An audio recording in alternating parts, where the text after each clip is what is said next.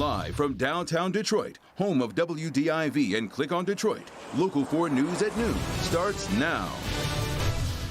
Michigan is leading the country in new coronavirus infections, but could we see it start to stabilize soon? We're going to take a look at some promising signs on that front. Plus, the calm before the snow. Yes, I said snow. Meteorologist Brandon Rue is tracking it for us next. Detroit police shoot and kill a man who drove through a crime scene where 5 people were shot and 1 person was killed in a car crash. Now, Chief Craig is talking about what happened. But we begin here with breaking news that we're following out of Roseville. That's where first responders are on the scene of a deadly fire that happened about 10 o'clock this morning near Gratiot. Firefighters say that a woman was found dead inside of this mobile home. Investigators are not sure what caused her death, but they are working to find out what led up to the fire. And new information after Detroit police shoot and kill a man who drove through a crime scene where 5 people had been shot and 1 person was killed in a car crash. This is video from that scene where police are continuing to investigate. There are a lot of issues to break down here regarding what happened. And for that, Chief Craig's reaction, we turn to Victor Williams this noon, who joins us now live with what we're learning. This was quite the scene playing out in different areas throughout Detroit. Yes, quite the scene. It was a very busy night for Detroit police. We're talking about investigating 5 people that were shot, 1 of those people dying in a car crash, a police chase following that, and then on top of that, an officer-involved shooting. Take a look at this video that was just sent over by police moments ago that shows the 27-year-old engaging in a shootout with officers, and it all started Sunday night at a remembrance celebration when 5 people were shot near Warden McNichols. At some point, they tried to drive away and crashed into a Cadillac, killing the driver, leaving 1 of the passengers in critical condition. And as police were investigating, someone literally drove through that crime scene, hitting an officer while firing shots at the same time. Police ended up chasing that driver, that 27-year-old that we were talking about earlier, to the area of 8 Mile and Gratiot, and it was there that he decided to get out the vehicle and shoot at police, who returned fire, striking the suspect several times. Now, according to the police, he died a short time later at the hospital. Chief James Craig spoke on the matter, where he says this man must have been going through some personal issues and was on a mission to kill police. But clearly this was a suspect that we had to apprehend. Clearly he was focused on one thing and one thing only: to kill a police officer. We don't know if he was going through a state of depression at the time. Again, as it was indicated, there was a posting on Facebook clearly indicating, and I'll just make reference to it, "I'm hurt man." That's all he said, and so this was in response to the loss of his good friend, a 21-year-old male. And we're also told, on top of that 21-year-old male that was lost, this man also lost a 6-month-old, unfortunately. So just a really, really sad situation. No winners. Victor Williams, Local 4. Back to you. Indeed, Victor. Thank you. A portion of the Lodge Freeway is now back open after police investigate a reported freeway shooting on the southbound lanes at 7 Mile, where the freeway was closed for several hours this morning. We're told the victim is in surgery. Police were on the freeway collecting evidence and investigating where the shooting actually happened along that stretch of freeway.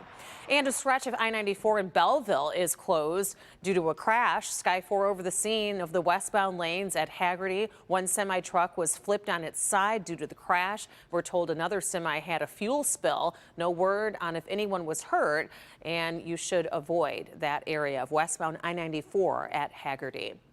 Let's get to Brandon, because there is quite the weather story playing out this week after we've seen a variety of temperatures in the month of April. And now, Brandon, we seem to be headed in the wrong direction.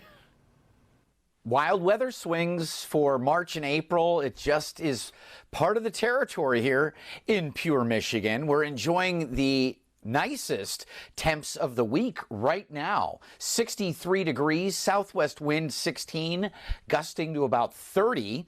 A very well-marked cold front moving right through central Michigan. You see 60 in Jackson, 62 in Troy, but it's 38 over in Big Rapids right now. So we're pretty much peaking right now, 64 degrees at 2 o'clock. And then through the mid-afternoon, that front comes through. And after 3 or 4 o'clock, a few showers from said cool front. And you can see some of the showers already in state. And part of our north zone may get those showers here over the next couple of hours. But we are tracking snow, Rhonda. How much?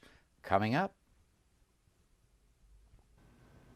All right, Brandon, thank you. Meanwhile, closing arguments began about 10 o'clock this morning for the prosecution in the murder trial of former police officer Derek Chauvin, accused of killing George Floyd. This is the last opportunity that attorneys have to make an impression on the jury. After the arguments, the jury will begin deliberating. Meantime, as you can see in this video, the National Guard is preparing for any potential civil unrest in downtown Minneapolis. Jay Gray is there live in Minneapolis for us right now. What are you learning and seeing out there? Rhonda, the closing arguments, rather, as you talk about, underway, and about what we expected early on from the prosecution, often referring to that video that's really at the core of their case here, the final moments of George Floyd's life, and walking the jury step by step through what they believe that video shows, which is indisputable evidence. They say that former Minneapolis police officer Derek Chauvin is guilty of murder. They've walked through all the charges and walked through why they believe they've met the threshold for him to be found guilty on all three of those charges. It's murder 2, murder 3, as well as manslaughter 2.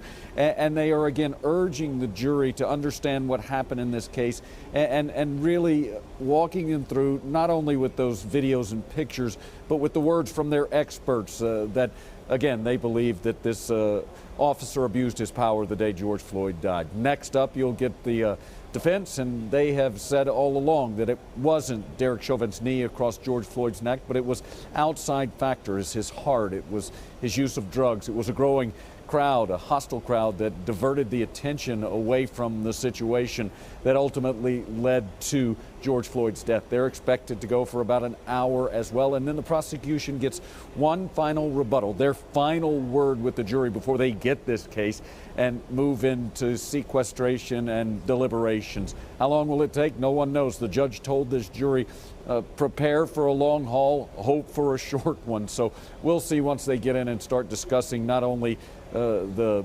instructions from the judge, but the actual case itself. As you talked about, this area on high alert, more security than we've seen throughout the trial, more than 3,000 National Guard troops on the ground, joining more than 1,500 police and federal agents. A lot of tension here, a lot of people, not only in this city, but across the country, around the world, really, waiting to see the outcome of this high-profile case. You said it, law enforcement preparing in all parts of the country and the world. As you said, everybody seems to be watching what's happening there in Minneapolis. Thank you, Jay. We want to turn our attention now to the coronavirus and this surge of cases here in Michigan. And Michigan has by far the highest rate of new infections of any state in the United States over the last 7 days. And we are expecting the latest case numbers this afternoon. It'll be a 2-day total from Sunday and today. After weeks of unnerving increases in cases, though, there are a couple of signs that our number of cases may be cresting. The most hopeful sign is the statewide positivity rate on diagnostic tests. That number is dropping. The number of daily new cases also seems to be plateauing. That said, hospitalizations and deaths continue to rise, which is no surprise given those are the lagging factors after positive cases. Meantime, Detroit Mayor Mike Duggan is going to be announcing vaccine walk-in locations at 1:15 this afternoon. We'll be covering that for you live on clickondetroit.com. Nationally, the United States passes 31,671 coronavirus cases, with more than 567,000 deaths from this virus. And as Sam Brock reports, there are fears of a potential spring surge. eligibility is expanding. All 50 states are now vaccinating people 16 and older. The milestone comes after a bumpy week for the vaccine rollout. The country forced to pause use of the Johnson & Johnson shot after an initial 6 women who received it developed rare blood clots. The CDC and FDA are expected to make a decision about the fate of J&J's one-and-done vaccine on Friday. I doubt very seriously if they just cancel it. There will likely be some sort of warning or restriction or risk assessment. Still, the sudden pause has taken a toll on vaccine confidence, with parts of several states seeing a drop in demand. From western New York, we have seen a decrease in the number of people coming to get the vaccines. To Mississippi, they panicked. Everybody left. They canceled their appointments. To Missouri. We had about 1,600 appointments still open. Data from the CDC shows vaccination rates in many rural and southern states lag behind the rest of the country, with Alabama at the bottom. Have you encountered a lot of hesitancy among residents in Alabama? Hesitancy does not mean refusal.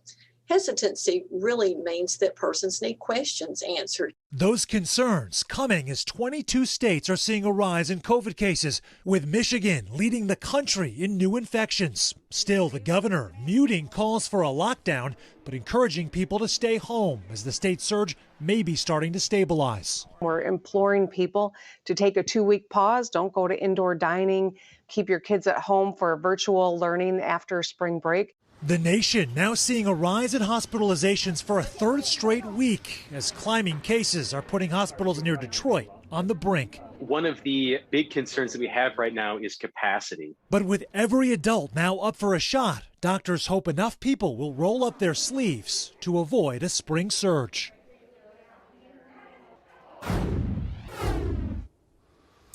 All right.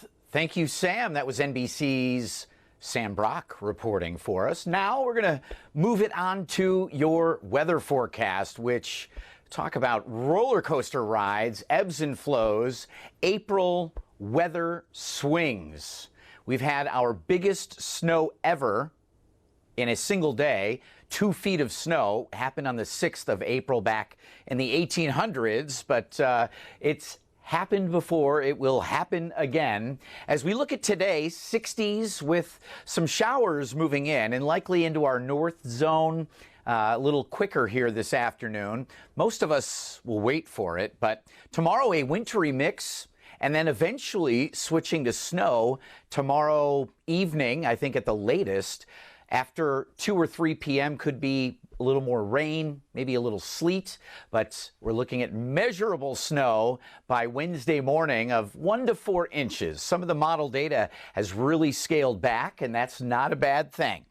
Temperatures out there are in the lower 60s. Southwest winds are really starting to whip up, 10 to 20 plus. We're getting winds also gusting 30 plus miles an hour out of the southwest. So it is trying to keep us on the warm side, but we do have a very apparent front coming through this afternoon with some scattered rain showers. Nothing violent or crazy, so if you have practice or something planned outside, might need, 30, 60 minutes of a break just from the rain.